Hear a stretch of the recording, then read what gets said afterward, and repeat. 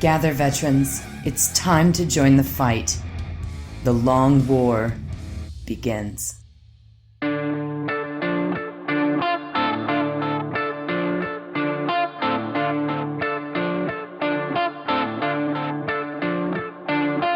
This is The Long War. I'm Robbie B, and joining me once again are my partners in crime, Kenny Boucher, Mike Haspil, and Wyatt Turk of Jacket Clubs Painting. What's up, guys?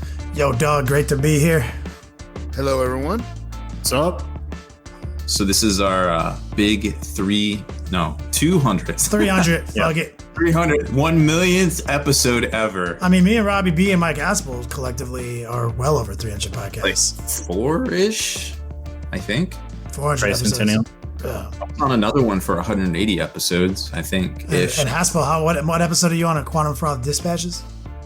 Like 36. I just recorded 37. Yeah. Damn. Just saying. Yeah. 200. Oh, this is not the first time we've celebrated 200 episodes. You want to know what's really weird, too, is this is another milestone. Like yesterday was the 2-year anniversary of Graveyard Shift. Oh, wow. Wait. Like just yesterday. Shit. I'm behind on my painting project. That just reminded me. Entire Mac, if you're watching, I may have fumbled this one. Yeah. So it's pretty cool. So that's cool. Big old anniversaries all around. It's the year of anniversaries. This is also the 10th year of Spiky Bits. This is the year. This will be the 9th year of Next Level Painting. This is a lot. What year of the Long War? Fourth year? February. Damn. Yep. They grow up so fast. Boy, talk about a long war. Holy cow, has things changed. Like, even like the first month, we're going to do it this way. None of that worked. Had to change it all up. Oh my God. We were like, we're going to go on YouTube and then we're going to we're going to get 1,000 subscribers and then we're going to like use Google and like, that's going to be our subscription platform is the YouTube channel. This is going to be fucking awesome. All the work's done for us. And then we found out YouTube takes 40% of the money. YouTube is the worst. We're like, this is not going to work, Rob. We have to scramble. Yeah, we literally had to change everything we were doing all at once. Man, talk about some hustling. That was pretty nuts. So, but we did it. We're here. All the hard work has paid off. So thank you everybody for listening to our stupid voices for the past 200 episodes. Remember those nights you'd come over to the Durham Beats Lab and you'd be in there. Our air conditioner was broken. It's like 88 degrees and you wearing like a white undershirt, just like typing away your little lappy in the corner while we're getting it done. Just doing work, just nugging it out. Just had to get it done. When you work for yourself, you got to get it done. It's crazy, but no, it's awesome. It's great. It's great to be here. Wouldn't want to do anything else. That's for sure. So we've got, this is a lot of stuff. It's been a busy weekend. Contrast came out. We talked a lot about that in the pregame and in the webcast, but maybe more importantly, we saw a ton of previews finally for Apocalypse. So they're building up that 2 weeks worth of hype. The hype train is in full steam for the Apocalypse releases coming out, going on pre-order the 29th. So I guess the delivery will actually be, what's that, July 8th, the week of July 4th, July 6th. So it's definitely going to be some explosions for the Rob, 4th. Is it July 6th? July 6th, can confirm. So there's lots of Apocalypse coming out, but then we also have pre-orders. It's like a twofer on the pre-orders because they also showcased what will be coming out on the 29th of June. And lo and behold, everybody's going to be able to get this new sister, the new Sister Superior model. So that's pretty neat because a lot of folks are thinking they can only get it from the Warhammer stores. So we'll jump right into that. Of course, this week actually hitting store shelves is the General's Handbook for 2019 and the White Dwarf. Remember that they switched up the White Dwarf to a mid-month release cycle. And of course, Haspil, here it is. It's happening. Blood Ravens. I know, right? I'm excited for it, man. I'm all about Gabriel Angelos and all that stuff. So Marines. That's right. Boxes. Rolling to steal artifacts and such. So that'll be pretty cool. Hopefully we'll see that. I actually hope that they have like a stratagem where they can just like copy whatever relic you have. Oh, that'd be so good. Like one extra stratagem point, one extra CP. For one extra CP, I get to copy your relic. Like whatever relic you brought in your list, I get to use. Take malefic powers from the Chaos Codex. Oof. Ooh. Haspil chooses to not acknowledge that part of their lore. Too soon. It's the official They policy of the might Blood be Ring. Thousand Suns. Who knows? Yeah, I don't know. So that'll be cool. So that'll all hit store shelves this week. So going on pre-order this weekend, there's actually a lot of things because we're going to have the Apocalypse as well as next week's releases. So we'll wait and do next week's releases last since we know those will hit first. On the Apocalypse side of things, holy cow, this is like almost a full sheet of paper worth of new releases. So I'm going to try to go through these as quick as possible. We'll just lop in all the new battalion detachment box sets into one big entry. So they're all $170. They all have a value between $250 to $270, $80-ish. So great values. Unfortunately, it looks like they are going to be allocated 2 per store. So if you want one of these, So the conversion rate is going to be exact. What's that? Bump it up to 170. yeah, they're 170. Okay, because it showed it like the pounds. It was direct conversion from the pounds. It was like 120. Yeah. Oh, that's so no. You see, this is how conversion rates work. You don't use the actual conversion rate. You have to add more to it. Okay. More to it. For instance, like the Chaos Terminators are 35 pounds. If you actually convert that to US dollars, it's $45, but we know it's $60. Mystery $15. Oh no, it makes sense. It's just This is don't. what I was looking at before. More of it came to light. So I was just kind of guesstimating based on the pound value. No, 170. When I typed out the value of these versus the Battle Forces Holidays, I was like, oh, it's pretty much the same. They'll probably be 170, and it turned out they were. So that's pretty tight. So you've got 10 of those coming in clutch. They all have various uses, and they'll all be probably some sort of data sheet or something in Apocalypse, but we don't know that yet. If you're not into battalions and you just want to pick up some new squads, they got the new Space Marine Primaris tank, the Executioner, will be $100. So it's going to have that upgrade sprue, and it looks to also still have the existing sprues in it. So it's going to be like a Rhino Razorback. Although I haven't seen all the sprues laid out together, I've only seen the upgrade sprue. That's kind of attractive. Yeah, if it actually comes with 2 separate turrets, that would be a really good box set. Then But- it's all about the magnets. If you look at it close though, it looks like there is a top plate that covers the whole top of the chassis to put the Executioner turret on. So if you already have yours put together, it might not work. But this is all just kind of looking at sprues and stuff. It's hard to say. It's hard to say at this point. I don't know. So there is that. The new AdMech landing craft is $75. So It's also a dual kit, so that makes sense. Yeah, main battle tanker, landing craft, transport sort of thing.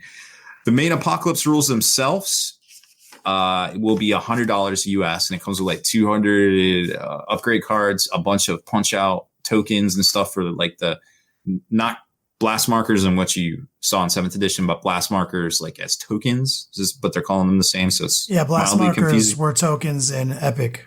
And that's That's how true. you determined your morale and stuff was how many blast markers the unit had. So there is a precedence for this. That is true. That is a very good point. So there is that, and it looks like, and I can't tell looking at the pictures, it looks like the book may be soft cover. Not 100% sure yet. Soft. Not soft. Like paperback. Oh. Not hardcover. Kind of like, when they do the second print runs of the codexes now, they're not the hardcover. They're like the... Oh, I'm with it. This soft ass book right here. Just want you guys to know I did not buy the soft cover version of Graveyard Shift. Nope. It's limp. There it is. Apocalypse Command Assets Pack, $25. Then they're going to have all the respective data sheets for each faction, and that's like the big box of them, and they're the old style War Scroll looking cards. Those are $25 each, so there's like 10 of those. And then the movement trays. Now this is an interesting thing. So there's 25 mil movement, 32 mil, and 40 mil. And apparently coherency in Apocalypse is like a half an inch or an inch. I think it's a half an inch. I forget. It's a lot smaller than you would think. So keeping these guys tight and keeping them together, it really doesn't matter because in the blast templates, like conventionally we think of in the past, and you get between 12 and 18 of these movement trays in a box, and the boxes are $40. It's pretty good value for movement trays, I'd say. I think by volume or by piece count, it seems to be good value, but it's like, well, do you really need 12 to 18? It's like, it's like we always say, you got to spend money to save money when it comes to GW. I can see both sides. Are these movement trays just flat, or are they recessed with? They're recessed. So they're like the War of the Ring movement trays. But they're like cloud shaped, and they look, they're the ABS plastics. Same thing. I think they might be clear, but your guys sit inside. Like they're recessed. Yeah. Okay. They slide in. And I'm sorry, why? What were you gonna say? No, I said they look clear, maybe with the backing on them of some sort. It's hard to tell from the box picture. Yeah, we're talking about movement trays here. Yeah. GW makes them.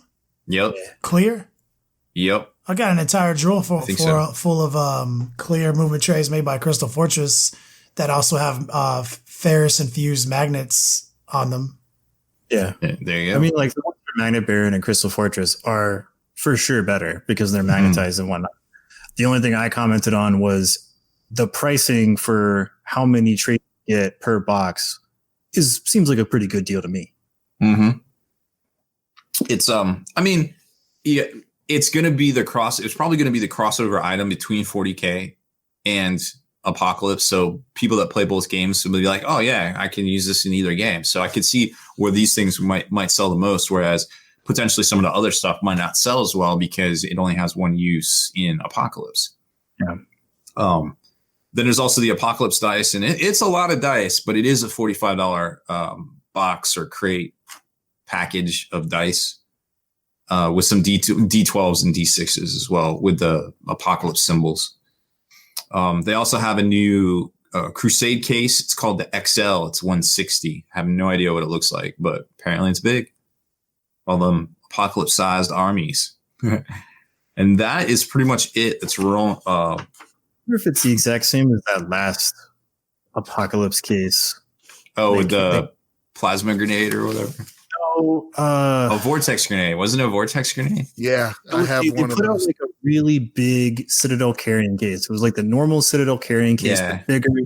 Instead of like the lid staying on, you would like open it and then the lid would come off, and it had like the webbing to have. Yep. I wonder if they're just re-releasing that as like my speculation. That is a fantastic case, but that's my Blood Ravens case.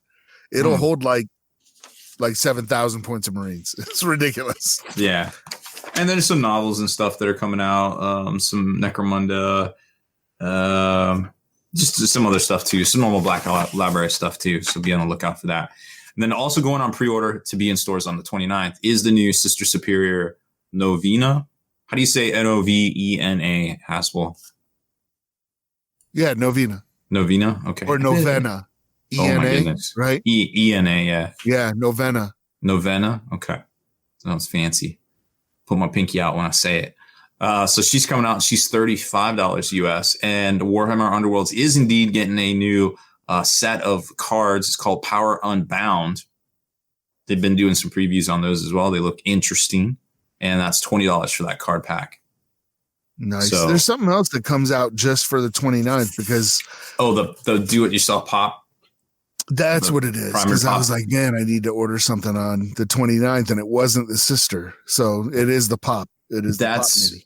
Yeah. If you don't go to that one is a web store exclusive. So you can order it from your local game store, but it'll probably take a little bit to come in, or you can go to a GW store and they'll probably have them on the day.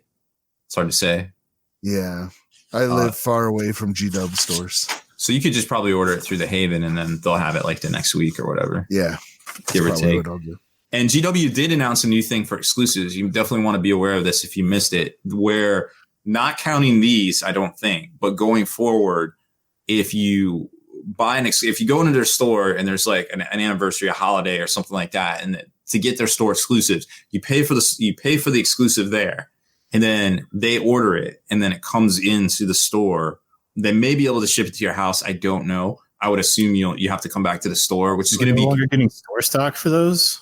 Yeah, I don't like that because it takes them forever to fulfill those orders. Like, I hope they have that figured out, because, like, just in my experience of working the store when that is a thing, they send about 10, 12 of them and it's first come, first serve, but you can't order one if they're out of stock. But it takes them like upwards of a month sometimes to fulfill those orders. I don't know. I mean, that's just what they said, that, hey, they'll always have them in stock is what they said, because you just order it at the store. And I'm hoping they'll send it to houses, because, what if you live an hour away from the store? Now I got to come back the next week. Pass.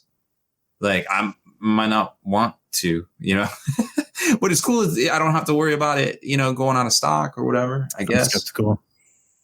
I'm curiously skeptical. On a business standpoint, it's great, because it's like, wait, you get people in your store twice. Like, everybody has a price tag on their head when they walk in that store. Like, GW knows what the average sale is and the conversion rate. So, I mean, good business, but maybe potential customer service issue in the making. I don't know. As far as that goes. Speaking of sisters, we have some gluten-free gut checks for you tonight. We are starting to get to that point where we can kind of dial in the pricing of the new run, the new wave, or the new release of Plastic Sisters that will be coming out later in the year, probably more on the October, November side of things than anything. But what's really cool is we have this confirmed pricing of $35 for Sister Novena. And so we can't Novena, like November, Novena. Got it.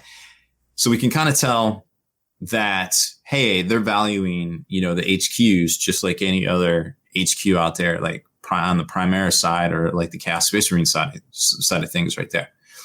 They also did, you might remember, they did that big community survey where they were giving away a Sisters of Battle plastic army, but there was 10 runners up, which were each valued at a certain amount.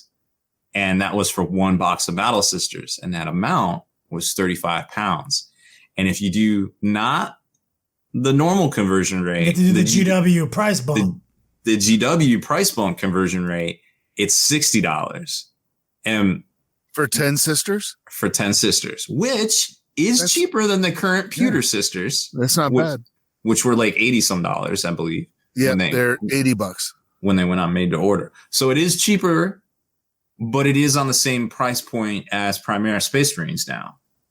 So that makes sense. Like sisters have a lot more going on too. Like, like it's a deal when compared. Honestly, like they might not be as big and bulky as a Primaris Marine, but they got like rosaries flying off. Yeah, they got belt buckles and shit. Like it's going to be a sick ass kit. I mean, like 60s is about as good as we could hope for. Like there was never going to be a world in which 10 Battle Sisters was like $30. No, I call it 40K Stockholm syndrome. It's a good deal. you gotta spend money to save money. So if you take those two things that we kind of know as constants into account, and knowing what Kenny said about like, the design and everything, and they've previewed a lot of this, you can start running down and just checking off the boxes like, okay, I think we could reasonably say this is this. We've seen a plastic Seraphim, not from Celestine, and Celestine's priced at $55. So if you think about it, if they consider an HQ level $35, then those Seraphim are probably $10 miniatures to them, US dollars. So then you can kind of extrapolate, all right, well, the Seraphim could be a 5-man squad, some extra weapon upgrades, et cetera. They had the double hand flamers back in the day and all that. So they'll probably be at like the $50 level, which really isn't unheard of when you consider the Inceptors are $50 as well, but you only get 3. But then when you think about the sprue count, it's probably about the same sprue count because, sisters are smaller models, but they're going to be jamming more on a sprue. Yeah. Right. And then the Inceptors are bigger. It's going to be those hilarious sprues that have like this one's 3 pieces on this one sprue. Right. And all the guns on this one. Yeah. I know. Yeah. Yep, exactly. So then from that, you can kind of extrapolate a little bit more. You can say, okay, Retributors, that's the heavy weapon sisters. We've already seen they have like some crazy looking sculpts with like the firing stance, the huge ass ammo belts, and like all the cool shit that we love about 40K. And those look very similar to the Havocs for Chaos. And I'm like, Havocs are $60. I wonder if these will be $60 as well. 100%. Or maybe it's 55. I forget, but it's 55 or $60. And I'm like, I could see it because you get all those extra weapons in there and it's probably the same sprue count. So I would imagine that we could conceivably see the returners being $60 for a box as well, a box of 5, with extra, hopefully all of the upgrade weapons that you need. Because there was a little bit of an uproar about the Havoc Chin Cannon. Anyways, and then last but certainly not least, they previewed their Rhino, which isn't just a Rhino. There's also the Exorcist or the Immolator. So it's like it's a 3-fer. Will they sell it as a 3-part kit? Hard to say at this point. But the takeaway from that preview post, tucked in there in a little one line, was that this is a Demos pattern Rhino. And Demos pattern Rhinos finally going to get a new Rhino kit. Yes, exactly. Demos pattern. These. They're the Horus Heresy ones, and they're currently $60 from Forge World, and they look amazing. They're modeled off the Mark I Rhino from back in '88 or '89. I love that GW found a way, because like the old Rhino, I played Rhino Rush in 3rd. I had 6 of them, and then they came out with the new heat, and I had to get those. Now I love how the old busted shit is a premium luxury good now. Now somehow I need that shit. I do. So I don't know what it is, but I fucking need it. In theory, they designed that in '88. It's 2019, and we could see how many years later? 30? Is that 30 years? 30 years later, we'll be buying a newly designed version of the original Rhino. It's kind of cool if you think about it. I need it though. How popular the Noise Marine was. Yeah. What's that? The retro Noise Marine. We needed it. Yeah, people love that retro style. Yeah, 40K. Yep. So that'll be really neat to see. In Demos pattern Rhino, you could sell it to Heresy players. You could sell it to 40K players. GW has finally attained Skrillex level. They really have. Like where he does contests now, where he just remixes Skrillex. Yep. Like GW is at that level now. And if you think about it too, the new Rhino, the one we know is new, and we say new, but it came out in 2002. I foresee is a price bump on all Demos pattern add-on turrets and weapons from Forge World as soon as this kit comes out. Yeah, I mean it's possible, but I mean chances are it'll happen, and that's that'll be really cool to see, because it's got, not only does the Sisters release might have appeal to the folks looking to get into that, but also now a wide range of a 40K enthusiast and a Horus Heresy enthusiast too. So I'm kind of stoked for it. So it's definitely start saving your pennies now, because we don't have much time. I'll try to save my pennies, but I use them for objective markers in 40K. It's the only thing metal money's good for. Excellent choice. Excellent choice as well. So those are my bold Sisters predictions. You have any? Do we need to talk about any events or anything coming up? Well, let's talk about Slaughterfest real quick. Yeah, Slaughterfest, I think, as of last night, had 3 tickets left. Slaughterfest, the weekend of the 27th, out here in Southern California at a casino, mini LVO. Literally just go on the internet, type in Slaughterfest 2019. 3 tickets left. That's a 100-person event now. Oh, yeah. It's going to be epic. sick. Yeah. Wait, it starts on the 27th, or is it the weekend? Is it next weekend? Is that what you're saying? No, it's the weekend of July 27th. Oh, July 27th. Okay, perfect. Yeah, it's next month. You guys got time, but not time to get tickets. I mean, there's only 3 spots left. Yeah. That's it. And I think Robert was talking about doing a promotion. Enigma Hobbies, he's partnered up with Veteran Gamers Re-Enlisted. That's another podcast they do that's hosting this event in conjunction with Enigma Hobbies. I had him in studio last night, and he was talking about a potential promotion we'll see where people can potentially force pair round 1 versus me. Ooh. So that might happen. I know it's in the works. I'm planning on going. If we win the promotion, do we have to actually play, or can we? Could I, if I force this pairing into round one, could I in fact bribe you with maybe a bottle of Wild Turkey and a strong over the pants hand job for that win? A firm over the pants handy? Yeah. Well, I mean, it's on the table. I'm not gonna take it off the table. He's not rolling it out. Take it under the table? No, everyone has to know what's happening. It has to be plain full sight. disclosure. So like we have to call attention to it. Yeah. It's just like yeah, exactly. Would you rather? Everyone has to see the P Mason jar, but it's going to be an exciting time. I'm ready to go. I've got a new demon list I'm working on, our new demon engine list. Super stoked on. Also, we are going to talk about this top 3 off the meta lists that you guys prepared for us, and a lot of it has to do with the Gentleman's GT that just took place, right? Yes. So it was the Gentleman GT in Las Vegas this past weekend. And so I do want to say, you guys remember we had an interview with Don Husen on the show, and he was, he's the best Chaos Spaceman player right now on the ITC tracker, and he was running the 12 model purge list. And if you listen to the interview, you heard that he made some changes. He dropped his 3 Helldrakes in favor of 3 Vindicators and did some modifications to his Contemptor Dreadnoughts, bringing in the punchy hands with the Soul Burners, try to get his mortal wound count up. He did say in the interview that a lot of that motivation was behind not breaking Helldrakes in transport anymore, but also maybe he could use the mortal wounds.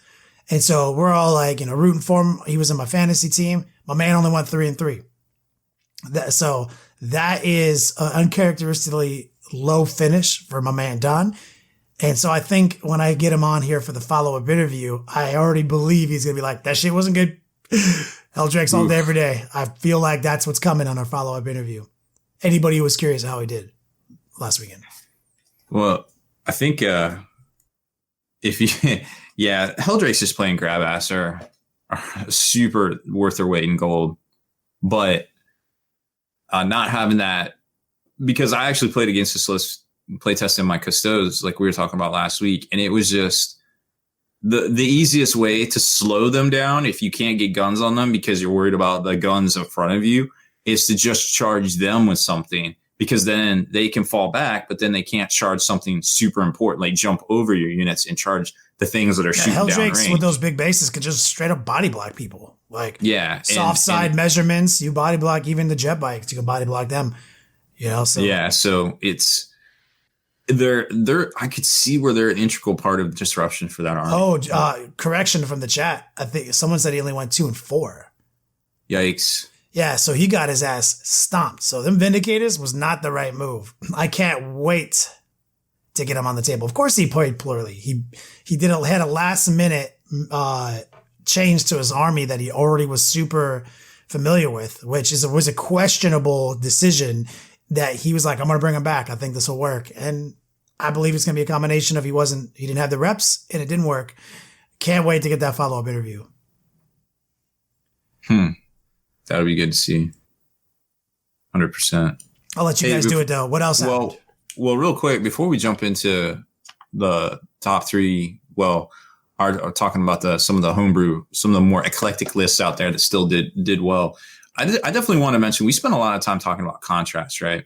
But there's a lot of different paint out there that's cheaper and it does very similar stuff. Maybe not exactly because Haspil was showing the army painter system, but a lot of folks that we work with personally and have used on multiple armies, on my paint desk right here, I got some contrast stuff, but I literally have, I have my Custodian tanks that I just did the tips of the barrels with the Secret Weapon Mini Sweet Heat system. I've got a Alpha Legion dude I painted up with Turbo Door because they're hilarious, like metallics, super poppy metallics, and like color shift stuff. So like, do what's good for you. Like my Custodian tanks have Secret Weapon Minis turrets, Army Painter poppy metallics, Vallejo burnt umber cutbacks, and Reaper Harvest brown for like the burnouts on like the exhaust and stuff. So like at the end of the day, never let anybody tell you how hobby, but never let yourself get pigeonholed into any one way for paint, because there's a lot of different products out there that do a lot of cool things that aren't contrast. So just keep that in mind. Let's get into it. So as you know, Gentleman's GT in Las Vegas was this last weekend, and we had some really cool off-meta picks that did well. One of these was a top 3 contender, or he did get 3rd place, excuse me. Mm-hmm. So leading it off with the Orcs, really interesting off-meta pick. Starting off with a battalion, and these are the freebooters. You don't see freebooters a lot. They have kind of an okay little chapter tactic thing for their orc stuff, so it's interesting to see them. They are also a specialist detachment of the Dreadwa. Got a big mech. Double shooty. Yeah. We got a big mech, custom force field, big mech with a shock attack gun. And he's also got a bunch of stuff. He's got the souped up Shaka, which is a relic, shock attack gun. And then we have a war boss with a tack squig and a power claw, kind of the cheapest war boss you can get. The big mech is slightly cheaper just because he's an index unit, but it seems like the war boss is the cheapest unit in the current codex. One big unit of boys, full on. Nope, it's not a full. It's a 28 unit of boys. So he probably lost a boy or two just to squeeze him in for points. General stuff, shooters. Then he's got 2 units of Gretchen for that Grot Shield ability, which is really clutch. And then he comes in with 2 Gorkanauts, and you almost never see these anymore. They were basically non-existent in the last edition because they would die so easily. They're a little bit tougher in this edition, so it is nice to see those cool models back on the table. And then he's got a full battery of mech guns, 2 tractor cannons, and 4 smasher guns. Then after that, we have another freebooter battalion, 2 weird boys, 3 units of Gretchen. And finishing off, he has an air wing detachment, again, freebooters, 2 Daka jets, and a Wazbomb Blastojet. That's another pick that you don't see a whole lot of. The Blastojet's a little heavy on points for what it does, but seems like it worked out for him since he got 3rd place overall in the GT. Dude, how cool is this list? Like, it's got everything. Like, name a unit doesn't have besides the Stompa. Yeah, I mean, this isn't how I would run orcs because, like, for me, it's, get stuck in all day.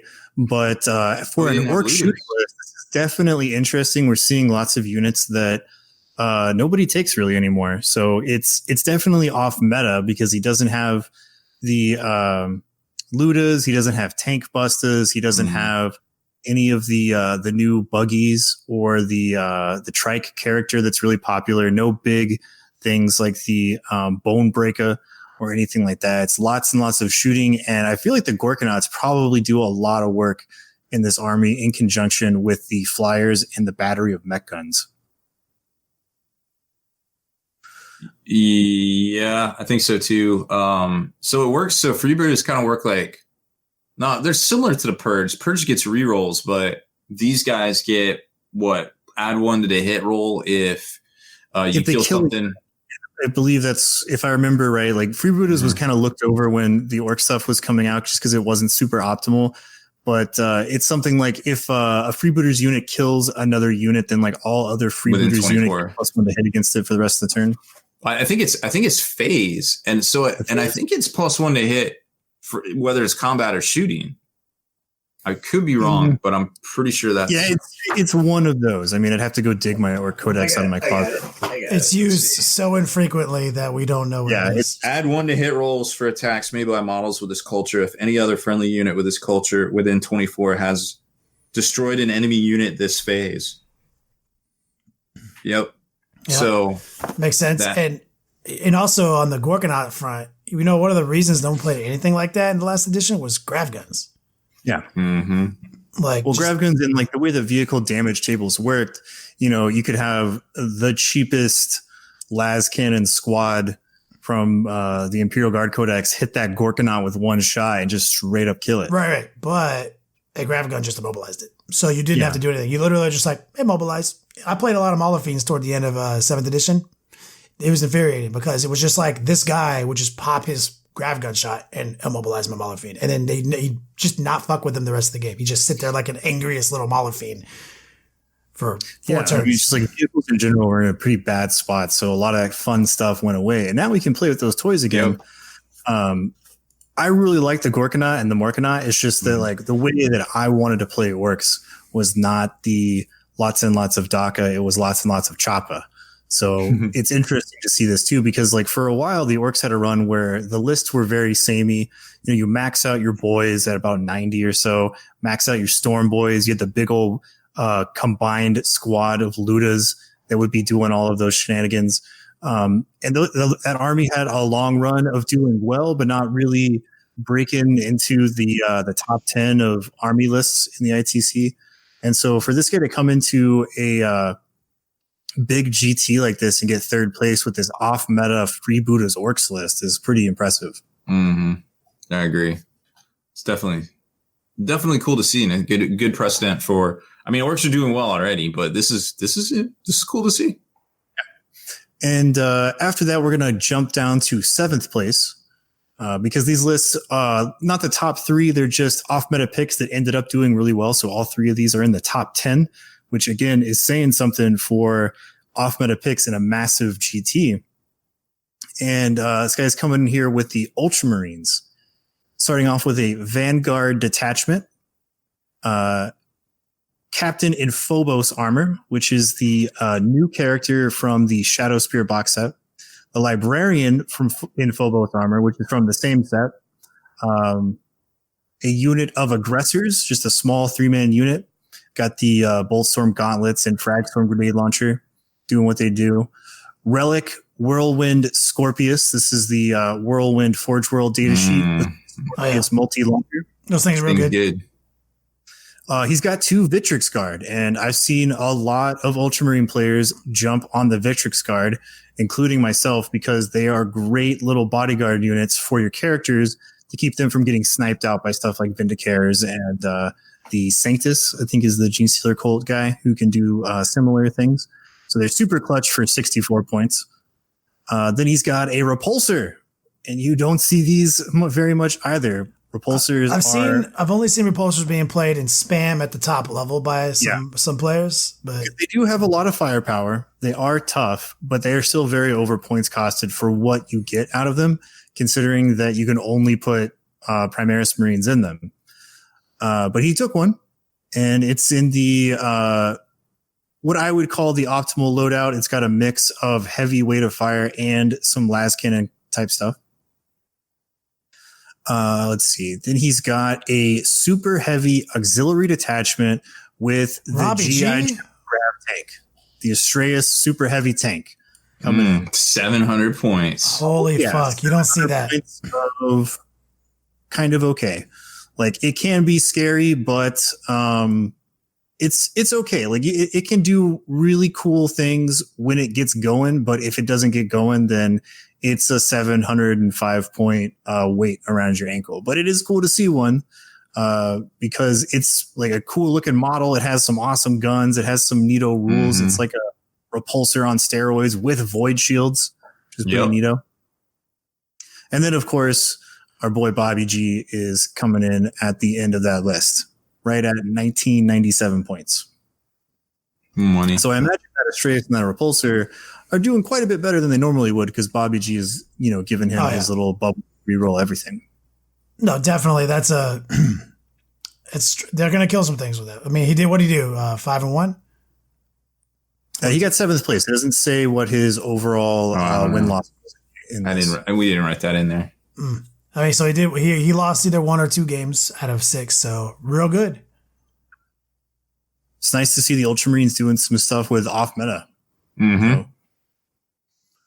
All right. And the final list is going to be 8th place with Grey Knights.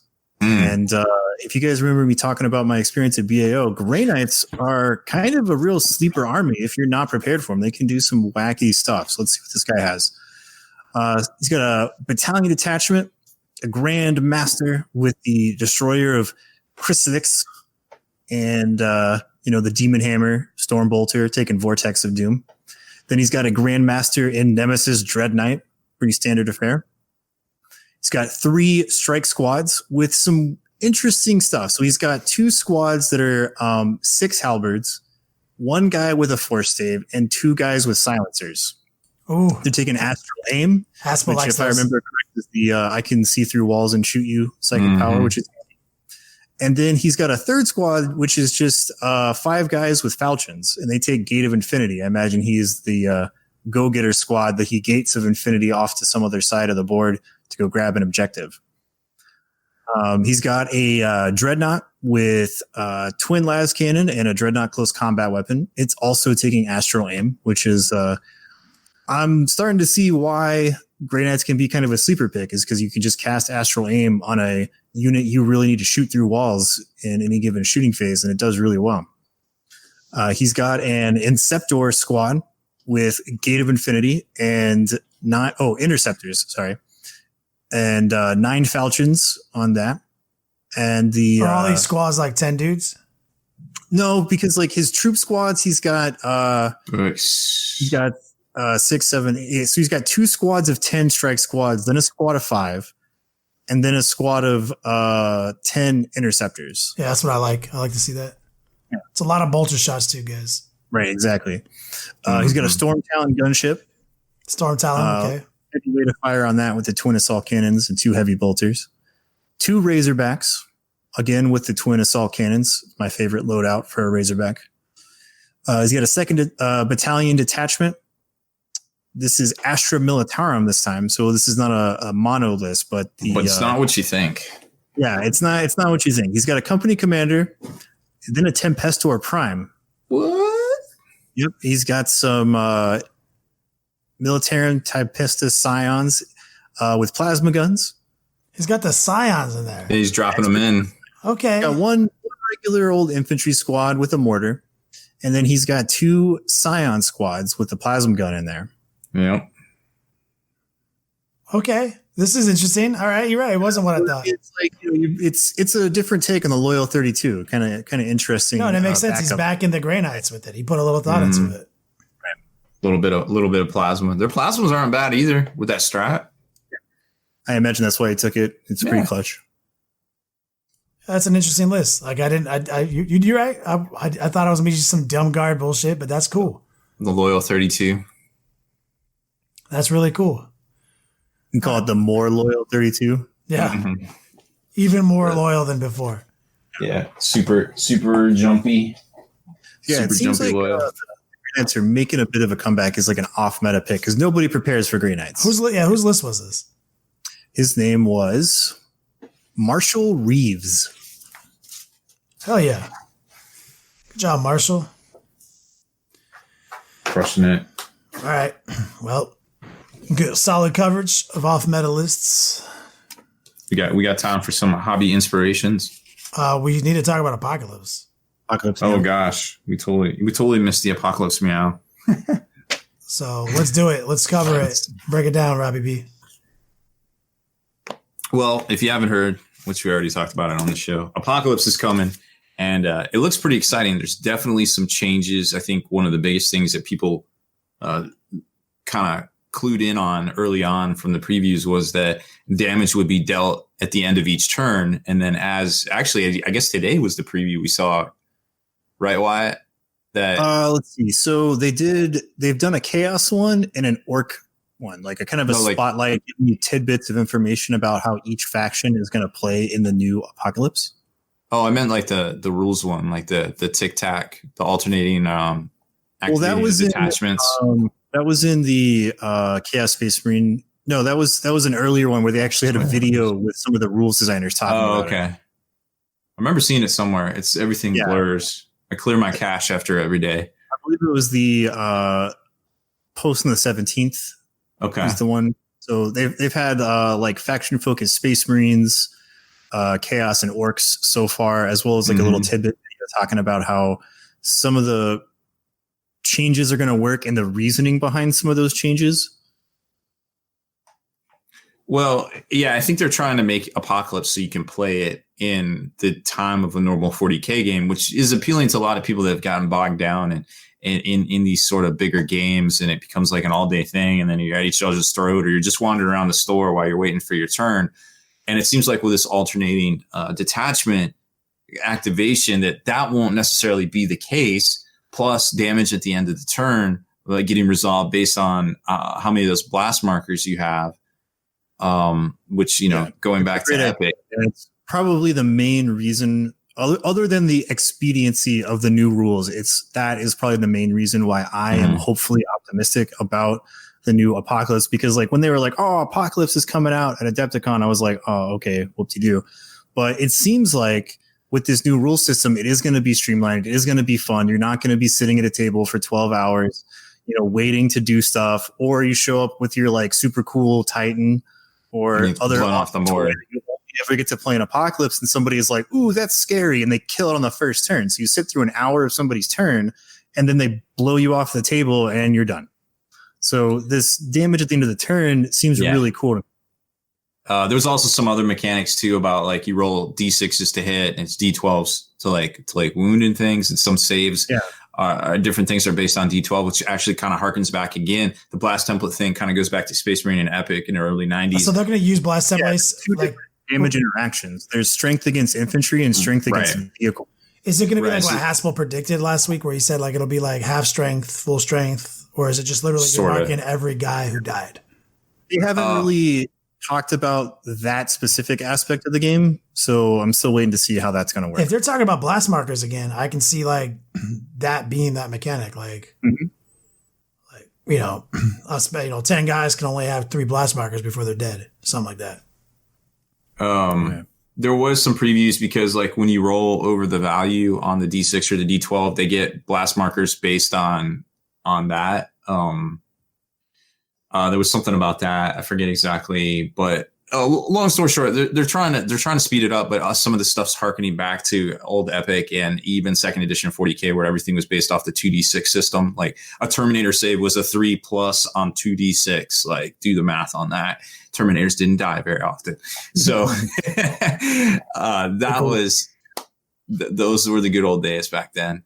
But I kind of like where it's going. I would also like to throw out a suggestion. If you've never played in larger events like games days and stuff, having a clock, having a dedicated games master or somebody that's playing but doesn't really put the emphasis on playing but just trying to move the game along, just to keep people on pace.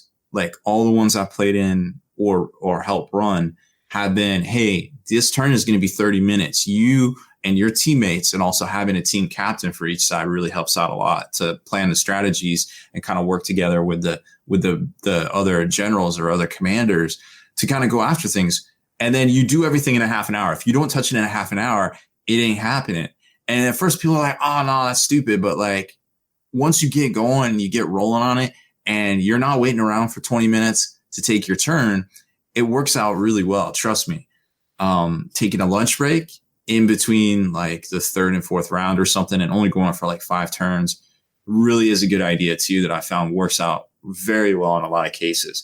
But these new mechanics, like the damage at the end of the turn, the alternating detachments, seems like a really good thing that you could kind of take and put into your Apocalypse toolbox and use those for your Apocalypse games as well. I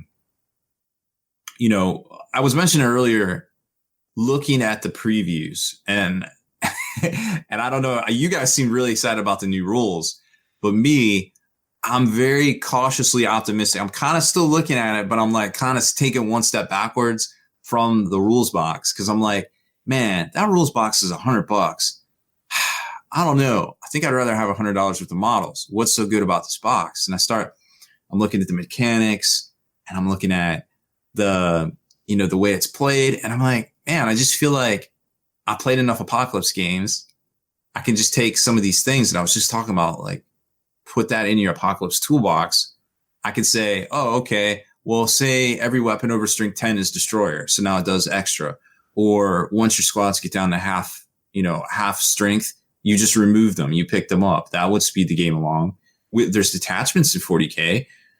So why not just do alternating detachments as well? On each side. So you could even say each side gets a command point each turn. Like you regen X D3 command points or something, and you can still play all your stratagems. But maybe there is something to this Apocalypse rules, and that's why we got 2 weeks worth of previews. I'm still looking at it, but in the back of my mind, I'm like, man, I know how to play 40K. I got all the rules and all these Imperial Armor books. One of the things they did show No. was that the data sheets for units will be different. Mm-hmm. They specifically showed some Primaris Intercessor squads. So like this is the data sheet for 40K and this is the one for Apocalypse, and it's pretty different. Like there's a lot less information on the Apocalypse one, so you can tell by that it's very streamlined. For me at least, if this book comes out and they have like all of the rules for all of the factions in one book, and that's all you ever need, I'd say that's value to me at least. So I don't have to buy like an Apocalypse expansion book for Space Marines or for Eldar or like whatever. If it's all in there, like the Apocalypse Index is all you ever need to play Apocalypse, like that's worth it to me. I could see that. I'm not sure. Looking at the book, it looks to be a paperback, looks to be a little limp. I can't tell for sure. It might not be a hardcover. I'm not sure how much stuff it could even have in there, but I don't know. What do you think, Kenny? Learn a new rule set, play with what you know. I don't know. I'm with Haspil on the podcast on this. Like, I'm more excited about, them graduating from archaic ways of play. What was the game, Haspil, that you always quote, the Lord of the Rings one? Lord of the Rings strategy battle game. Like, why don't we like that was innovative for them. Like, and now, like, I'm excited about like them graduating finally to this more modern game system of we go, not you go, I go. Mm-hmm. I would like that. I would really, because like one of the things that is still the main holdover of Feel Bad Season 40K is the fact that you just kind of have to like, oh, it's not my turn anymore. I'm just going to have to sit here and take it for a turn. And as the bigger the game gets, the more obnoxious that is. Yes. But simultaneously, I against my previous argument, like the we go mechanic can get complex and can get even more complex the bigger the game goes. Like a lot of the people who do we go, they're much smaller game systems, like skirmish level. Yeah. So I think if we have that in 40K, the holdouts that are against having timed turns are going to have to evolve and get with the times of having like a chess clock on the table, because just basic single units, some single units have way more stuff going on than other single units. Mm-hmm. So if you start doing that, like the time comparison between like shooting your Castellan in the shooting phase and me shooting like one squad of Space Marines per activation is going to be crazy different. So you're going to have to speed things up and make sure it's fair.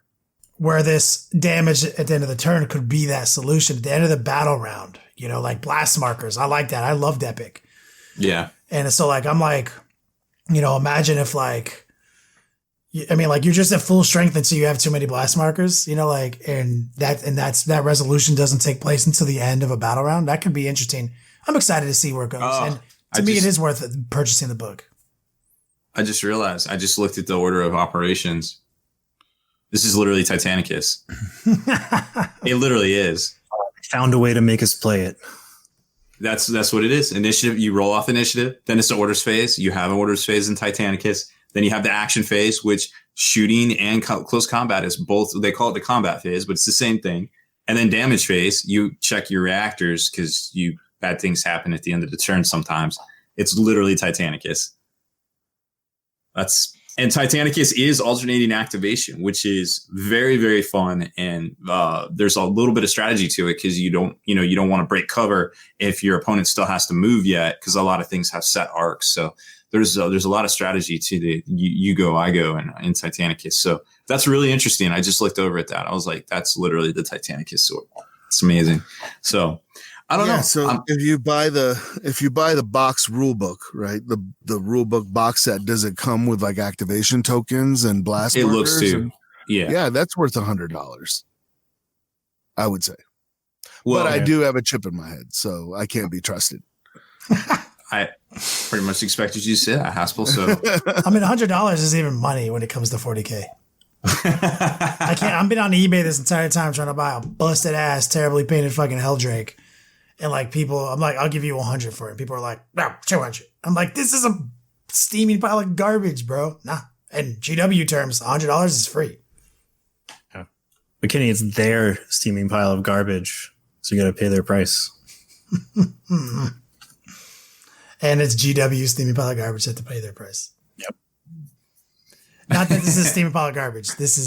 I'm actually kind of excited about this. Like I've been saying for years that I wanted GW to become a real little boy now with some of their rule. And so 8th edition has been good for that. 8th edition has brought in a lot of modern game theory.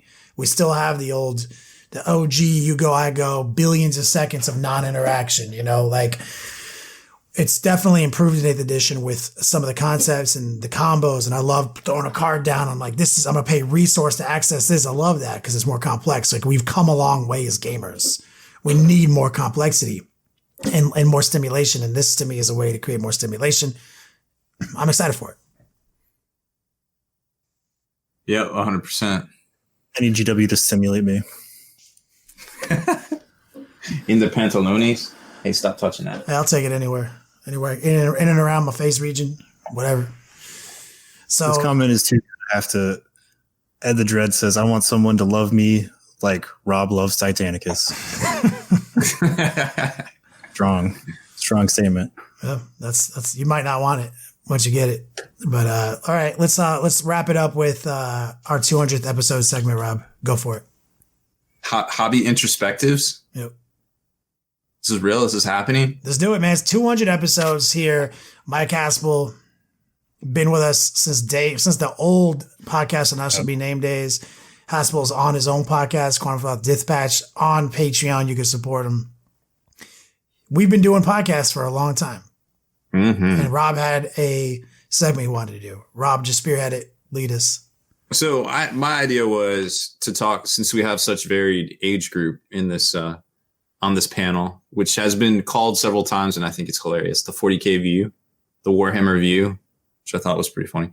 Anyways, so what were your hobby inspirations as like an artist, or what paints and stuff you used as a single person at your local game store? I'd give anything. Yeah, like any of that. Like, what were your hobby inspirations? And I thought we could just does it have to be like GW, or when we just started painting? No, like what? Yeah, like when you started, where did you go to figure out how to hobby? Like what mediums, what forums, what applications? Who did you look at? Like whose articles did you follow? Whose channels did you follow? I know for you, Haspil, the internet wasn't invented then, but that's okay. We still love you. Who was your pen pal? Yeah, who is your pen pal? Okay, well, if you want, I can go first. We're gonna time travel all the way back to 1984. Time before time. I thought for sure you were gonna say 1990 something, and I was like, what? No, 1984. That's really when I started painting minis, and it was for Dungeons and Dragons, and I was at New York Military Academy. So there was no outside contact. There were just like a couple of older guys that knew how to like take a Q-tip, and what they would do is you'd paint like your lead mini or your, whatever miniature black and then roll a Q-tip over it immediately before the paint dried. And that would give you awesome looking chainmail back in the day, but it only worked if your miniature was metal, which they all were back then. I still have my Fellowship of the Ring that I painted back in 84, 85. We were playing, Star Frontiers, I think Middle Earth role playing, but that might've been later, Dungeons and Dragons. And then I would say one of the most influential in my painting style from then on was like, I didn't get hobby magazines for like miniatures. I was really into visual effects magazines. So they always talked to like Stan Winston or guys that would make miniatures for movies. And they would always talk about how you want the miniature to tell a story. So I would always paint my miniatures.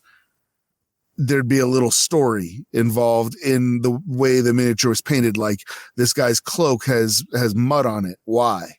And I knew the answer to that. It doesn't matter, but I still do that to this day. So if you see like a vehicle, it won't just be normal. There'll be a claw mark on it. And it's like, well, that doesn't mean anything to anybody else, but I know that in the background of that vehicle, it tangled with a Thunderwolf at some point. And that's why there's a claw mark on it or something like that. That's my story. Oh, So yeah, that's it. I'm sorry. I forgot that we were not on the after hours, that we were on the actual podcast. You were about to show pictures and stuff. I was about to like go, oh, give me a second and go. I'm going to go grab those minis if I can find them. That's a very inspiring story, Mike. I think we should get. Yeah, we should do Kenny next since he's the second oldest of this podcast. That's not accurate. Look, not accurate. Yeah, we should go in the order of oldest. You're right. Haspil went first. Rob is next.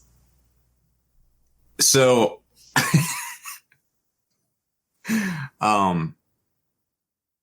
I got into the tabletop miniatures hobby from painting model airplanes with Tester's paints. And because I was like, oh, cool. And I hung up all these planes in my room. And I was like, those look really neat. And then I was like, and then just hanging there. And then I had heard about Dungeons and Dragons, which I played a couple of times on Boy Scout campouts. And my mom's was definitely not having any of the Dungeons and Dragons in the house. So couldn't do Dungeons and Dragons because the big satanic panic back in the day. Yeah. Nope, not happening. So I went up to the model store, and one day they just got some G-Dub stuff in, and I was like, what's this? It's like pew pew lasers and shit. And they're like, yeah, apparently it's a game like Dungeons and Dragons. And I was like, oh, I gotta have this now. So I bought some of that as some Chaos, I think Chaos Terminators. And of course, just as you probably hear, another testimonial, used Tester's enamel, used all the wrong shit on them because that's all you had, right? All the Tester's enamels and stuff. And fast forward a couple of years, I think I was in high school. The internet still wasn't invented. And I was learning to paint with the actual GW paints, which were, acrylic paints that we know now for the most part. So I had a lot more success, and I used to have to bribe, some of the folks, buy White Dwarfs or bribe some of the folks in the game store with all you can eat Chinese food buffets to teach me how to paint poorly, I might add. And, eventually graduated from that, got a little better as, working at it, and then just kept it revising techniques. And I think my format was kind of defined in the early 2000s by Vallejo coming on the scene, a lot of Bobby Wong, winning all those Golden Demons with the new Vallejo paints were just amazing over anything GW had, and just trying really hard at that and doing blends and washes. And then when the Devil and Mud era hit, that was like a game changer with all the G-Dub washes. And then eventually graduated to the airbrush. Didn't have a lot of success with it until I met Kenny and learned a lot from Kenny in 2010 or so. And I guess in the early 2000s, I took a lot of inspiration from Dave Taylor's stuff too, which was a lot of layer painting. So Bobby Wong and Dave Taylor. And then once I started the airbrushing thing, because Kenny not only was good at an airbrush, but he had a different style than everybody else. It was more like comic book and more poppy, whereas everybody else was like super realistic. And at first I didn't really like that. I was like, I kind of like the realistic kind of, but there was definitely ways to kind of merge both of them together, and it kind of branched out from there and started using a lot of the different paints that came on the scene in the past 10 years or so.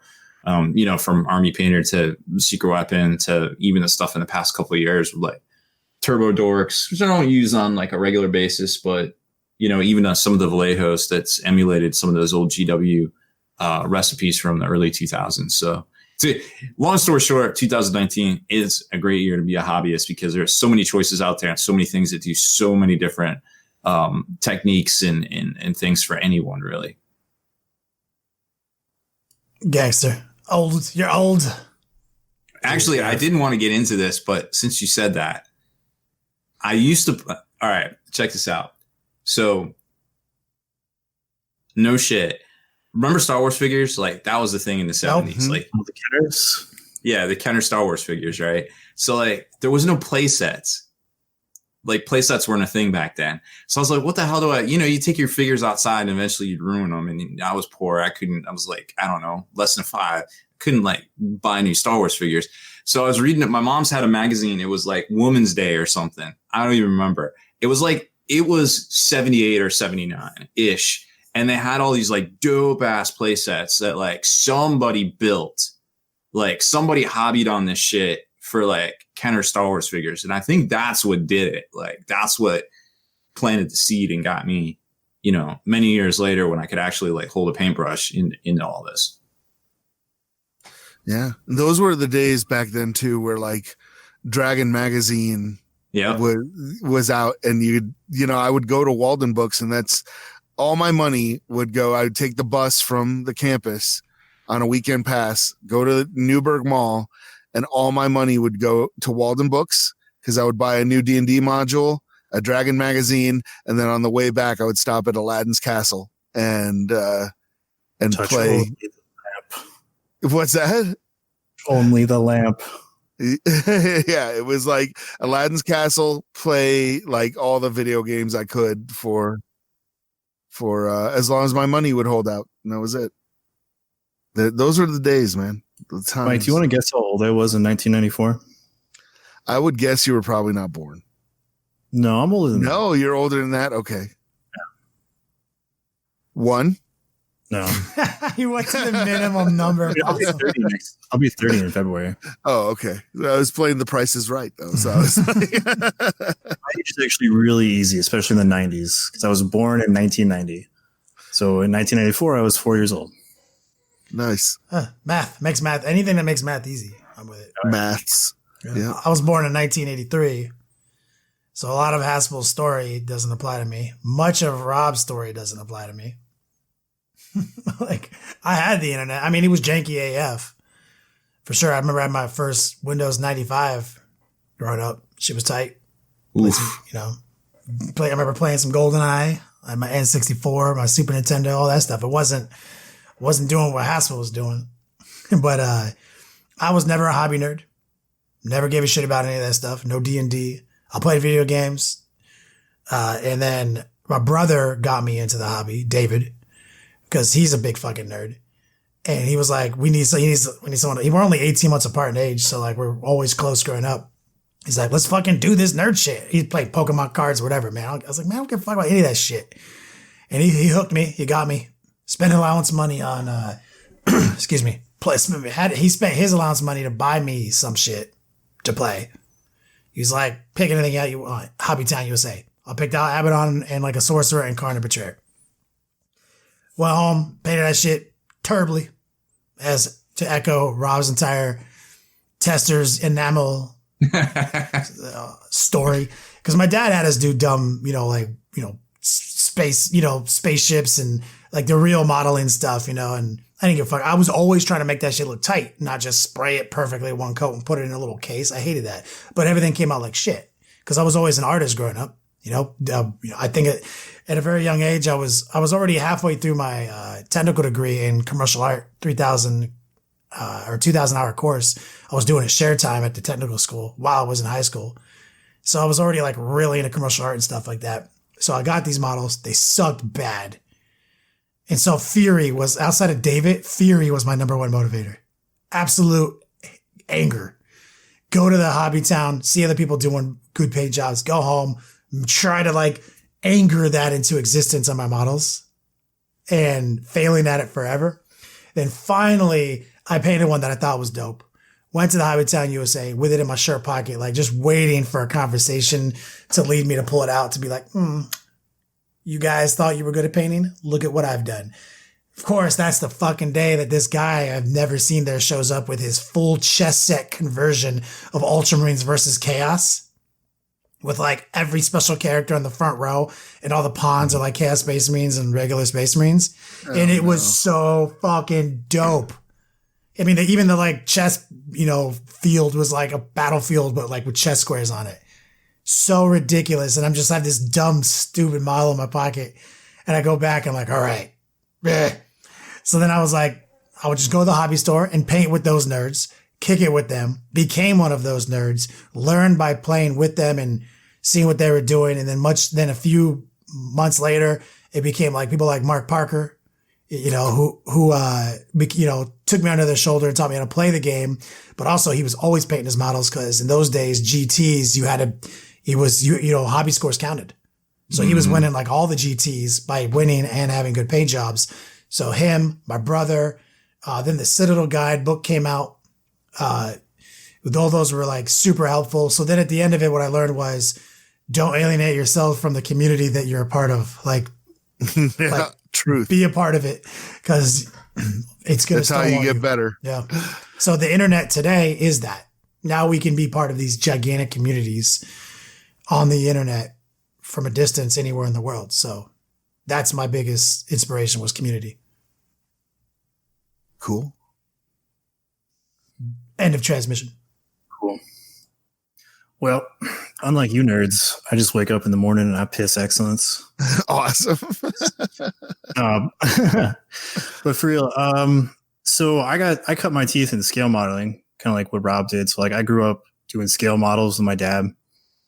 Really enjoyed that. It's sort of my first hobby love. So like getting back into games like Bolt Action is like coming home for me. Like I really, really enjoy doing the super realistic scale modeling stuff. As far as miniatures were concerned, like I was completely oblivious to miniatures until probably when I was in high school. Like I had known about 40K since maybe about 2002. I think there was a kid at like one of the after school programs who had the like core rulebook, and he was showing me stuff. So like Black Templars and all that stuff was like, oh, this is super dope. And then really what sustained me with 40K was the novels. So like I would go to Barnes and Noble like every Friday and buy like a paperback for $5. And I had like a whole bookshelf of nothing but Black Library books. Then after high school, went to college for a little bit, had some extra spending cash. So I bought like a box of Space Marines. I was like, I'll stick with what I know. Bought like some testers and ammo paints and was trying to paint them up. And it was terrible. It was awful. Like this is how I thought I was being clever because I wanted to paint Iron Snakes and their armor is gray. So I was like, I know, I'll just not paint their gray armor because it's gray plastic. And I only painted their shoulder pads with like that thick white enamel paint. It looked awful. And then it wasn't until after the army that I really dove headlong into getting into the miniatures game. So I wanted to play, I wanted to paint, like all that fun stuff. Like many people in the hobby today, I learned how to paint miniatures at a very basic level at a Games Workshop store in San Antonio, Texas. And I'm a pretty fast learner. So as soon as I got that down, I was like, all right, what's next? I want my stuff to look cool, like the stuff that I see online or in these, these magazines and stuff. So I got an airbrush and I started self-educating using YouTube. And there wasn't a lot of guys on YouTube back in that and at that time, but there was a couple. So I draw a lot of inspiration from Lester Bursley in particular. Like his tutorials were primarily what I used to get my stuff to a higher level. Guys like Buy Painted, for the short time that he was on YouTube, I watched a lot of his videos. It was amazing. Mm-hmm. Yeah, we called him the sneaky Russian because he'd be like, and now I primed the miniature and then I applied the bone and now it's done. And you're like, oh my God, how did he do that? But yeah, so like, yeah, he had great videos. Like, I'd say probably as far as like tutorials are concerned, like Les Bursley was the number one. But yeah, so other than that, primarily self-taught with a lot of advanced techniques. Got to the point where I was painting stuff really, above average. I did commission work for a number of years. Got super burned out on the hobby in general, right around the middle of 7th edition and took a little over a year hiatus. And, to be perfectly honest, the thing that got me back into it was, saying like, you know what, I haven't done Warhammer in a long time. Let me see what the current state of events are. And the first place I went was Spiky Bits. And I was like, well, I'm going to be painting some miniatures. Like, let me listen to this podcast thing they got going on. So I listened to Long War podcast and they were talking about getting on Twitch. So I said, well, I thought Twitch was for video games. Let me see what this is about.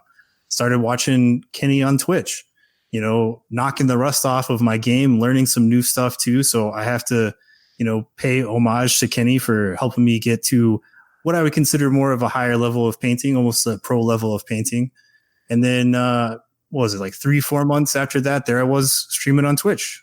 And that was almost 2 years ago. Yeah, and now I'm here. Yeah. So, I mean, like, I gotta give respect to Kenny, because in many ways, beyond being a friend, he's also been a mentor, and I really appreciate that. So I'd say that as far as 40K is concerned, Lester Bursley, By Painted, and Kenny, as well as Spiky Bits and the Long War in general. And now I'm part of it, which is pretty dope. Wow, that's cool. That was a little close to home. For a couple of us. Wyatt Turk over at Jackless Painting, also on YouTube, has his own dope ass tutorials. I was just watching one of your YouTube tutorials today. Yeah, they're pretty okay. I like them. Not 9 out of 10 would watch again. 200 episodes in the books, gentlemen. Here's the 200 more. Oh, yeah. Absolutely. Is this the part where I tell Haspil to take us out? You tell me. Haspil, take us out of here. Listen and understand that Terminator is out there. It can't be bargained with. It can't be reasoned with. It doesn't feel pity or remorse or fear. And it absolutely will not stop ever until you are dead.